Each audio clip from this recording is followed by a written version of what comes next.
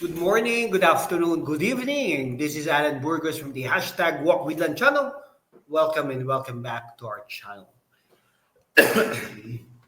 Guys, if you are not yet subscribed to our channel, please do it so now so that you can be a part of this growing family. Officially, we are now 9,514 subscribers. Konti na lang guys at magte 10,000 subscribers milestones na tayo. Maraming salamat po sa inyong lahat. Okay? Naimbag nga rabiin nyo amin. Okay? Ang pag-usapan po natin today ay yung dyan sa Maynila. No? Ang katapatan daw ni Yorme Isko Moreno ay sa tao, sa Manileño, at ang loyalty niya ay sa Manileño, sa mga Manileño at hindi sa mga politiko. No? Ang problema po kasi ng kasalukuyang administrasyon ay pinabayaan nila ang Maynila. Hindi nila kinalinga, hindi nila minahal ang pinakamamahal po nating mamamayan ng Maynila, sabi ni Yorme Isko Moreno. Kung ang dating kapartido ay di nakatupad sa mga pangakong tulong at pagbabago sa Manileño, doon natatapos ang pagiging magkaibigan, magkapatid nila sa politika, dagdag pa ni Yorme Isko Moreno. Ang katapatan ko ay hindi sa kasama sa politika, sa tao, sa Manileño. Ang katapatan ko, sa kanila lamang ako maglilingkod at hindi sa mga politiko. Hindi po ba? Napakaganda ng mga sinabi ni Yorme Isko Moreno at hindi lang po ito salita. Dahil nga po tayo po bilang tao ay hindi lang po tayo nagsasalita, kundi ginagawa rin po natin yung aksyon, no? Yung aksyon ng mga sinasabi natin. Okay? Kasi kung hindi po natin ginagawa ang ating mga salita, ay walang-wala po talaga. Hindi po talaga ito maaasam ng mga sanlibutan. Di po ba? Ay maganda po kay Yorme Isko Moreno ay meron po siya talagang sinasabi at meron po talaga siyang mga resibo, mga resibo po talaga. Napakaganda po ng Maynila, no?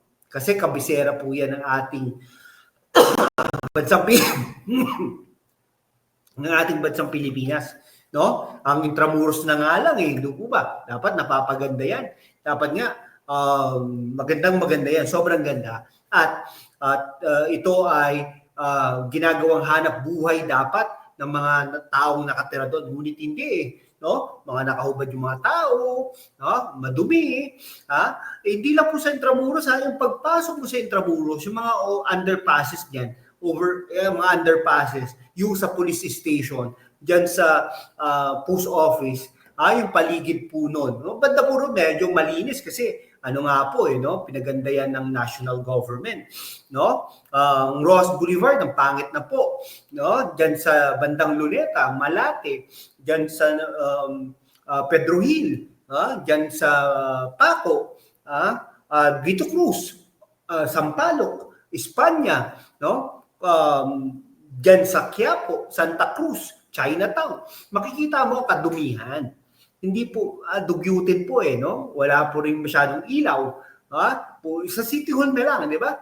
Marami rin pong hindi magaganda diyan, no? Makikita mo naman talaga no? Hindi pinturado, madumi, dugyutin, yung mga tao parang hindi masaya, hindi maliwanag. Dati po, di po ba may mga wifi pa diyan sa Espanya, di ba? Sa paligid diyan sa para magkaroon ng tao, kumbaga, di po ba? Ngunit nagkamali po si Mayora Hani Lacuna dahil hindi niya po ginagawa ang kanyang trabaho. Pasensya na po konting trabaho. Hindi po ba? Kaya po tayo ay mag-isip-isip at habang papalapit po ang Kapaskuhan at bagong taon, isipin po natin ang kapakanan ng ating pamilya, hindi na po pa ating pamilya, kundi ang ating mahal na lungsod. Lungsod nyo po yan.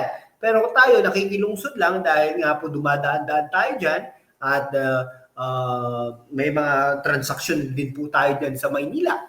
Kumbaga, tayo araw-araw tayo halos nagtatrabaho dyan sa Maynila dati at araw-araw tayo pumupunta dyan sa Maynila nakikita po natin ang hindi kagandahan ng Maynila, no, sa ilalim ng kasalukuyang pamumuno ni Mayora Hani Lacuna. Pasensya na po, Mayora, kung naririnig mo ito. Sobrang kadumihan, hindi po ba? Naalala ko nga po si Yorme Isko Moreno, noong mga panahon niya, ay talaga namang gumaganda araw-araw may inaabangan ka. No? Yes indeed, no? Araw-araw rin may documentation, pero parte yata yan ng sistema na i-document mo yung mga ginagawa mo kung para malaman din ng tao, di po ba? Ito, malalaman mo na lang si Yorme Isko Moreno ay nagla-live na, no? Naka-live na siya at sinisita niya yung mga tao dun sa live niya. Ganun po ang pamumuno, ganun po ang charismatic na leader. Kumbaga, hindi lang po tayo aasa. Ay, ito talaga. Siyempre, makikita ni Yorme Isko Moreno ang kagandahan. Di po ba? Galing siya dun no? Sa baba, alam na alam niya ang pakiramdam ng walang kinakain, alam na alam niya ang pakiramdam na walang tinutuluyan, hindi masyadong kagandahan ng kabahayan, kaya nga po nagpalagawa siya ng vertical housing program diyan sa Maynila. Yun po sinasabi natin. Si Yorme Isko Moreno ay isang pamantayan. No? Kumbaga, siya yung gold standard ng isang pamumuno ng local executive. Okay? Yun po ang kaya nga po, di ba, yung sa ibang lungsod, di ba? Sabi nga, gagayahin na lang daw niya ang social services dyan sa Makati City. Di ba? Wala namang problema doon. Pero alam niyo po ba, malapit lang naman sa Makati. Dahil Makati, malaki talaga. 3 taon lang naman nagsilbi sa atin si Yorme Isko Moreno bilang mayor. Biruin mo yon kung 9 years yan na nagsilbi sa pamunuan ng Maynila, ay kita-kita mo ang kabisera ng Pilipinas ay sobrang ganda na siguro. No? Yun dyan lang, yung sa pagtawid, no? Dyan sa malapit sa City Hall, yung sa gitna, di ba? Yung parang yung secret passage diyan at saka yung parke, dati napakaganda niyan. Ngayon, unti-unti nang nawawala. Kasi hindi po binadgetan. Dahil nga po, wala namang pumapasok yatang komersyo. Wala namang pumapasok na kung ano pa man diyan sa Maynila. Kaya nga naman, hindi po masustain ang mga proyekto ni Yorme Isko Moreno. Ganun po yun. Kasi kung hindi po talaga pinapasok yan ng komersyo, ay walang-wala talaga. Uutang at uutang ka. Ngayon, kaya namang bayaran yung kautangan kung talagang may pumapasok na kaperahan dyan sa Maynila. Ngunit wala naman yata. Sige, hanggang dito na lang po mga kaibigan ko. Maraming salamat po sa inyong lahat. Mabuhay po kayo.